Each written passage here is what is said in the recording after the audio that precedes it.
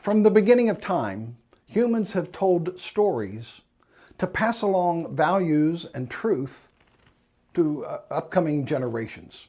Sometimes those stories take 1,300 pages, like Les Miserables. And other times, you can have really big stories told in little tiny children's books. Recently, I was having a conversation with a close friend, and I mentioned a couple of famous children's books, and he didn't recognize them. He hadn't heard of them. And he's got several degrees on his wall to say he's a smart guy, and he is. But he just did not grow up learning from these children's books. And we finally decided it was because he was raised outside the United States, so he didn't hear them. But that conversation has inspired this new series of videos where we're going to try to rediscover some really big lessons from some really little children's books. I only have time for 5 books. We're starting today with the Velveteen Rabbit. And I've decided I'm not going to tell you my other 4. You're just going to have to stay tuned and guess. Give me some comments. What are your favorite children's books? Maybe we've got the same book. Books. Written over 100 years ago, The Velveteen Rabbit is about a toy rabbit who dreams of becoming real. He learns what it means to become real from his nursery friend, the Skin Horse, who warns him that becoming real can be a long, sometimes painful process. What is real? Asked the rabbit one day. Does it mean having things that buzz inside you and a stick-out handle? Real isn't how you are made, said the Skin Horse. It's a thing that happens to you. When a child loves you for a long, long time, not just to play with, but really loves you, that's when you become real. Does it hurt? Asked the rabbit. Sometimes, said the Skin Horse, for he was always truthful.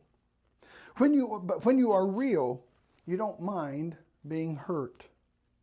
Does it happen all at once, like being wound up, or just bit by bit? Oh, it doesn't happen all at once, says the Skin Horse. You sort of become. It takes a long time. That's why it doesn't often happen to people who break easily or have sharp edges. Generally, by the time you become real, most of your hair has been loved off, and your eyes drop out, and you get loose in the joints and shabby. But these things really don't matter at all, because once you become real, you can't be ugly.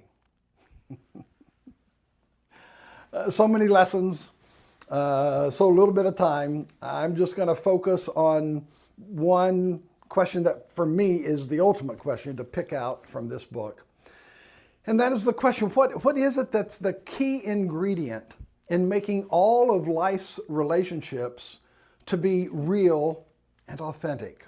What is it that all of us are longing for? Where do we find that magic that takes us from being ugly to being real? My friends, I think that we are all hoping to find someone who will look past our stuffing and stitches and love us in a way that is transformational. Can I say that again?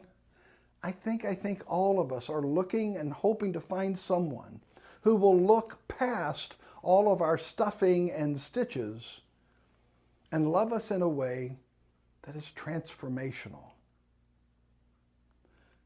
Do you realize how rare that is?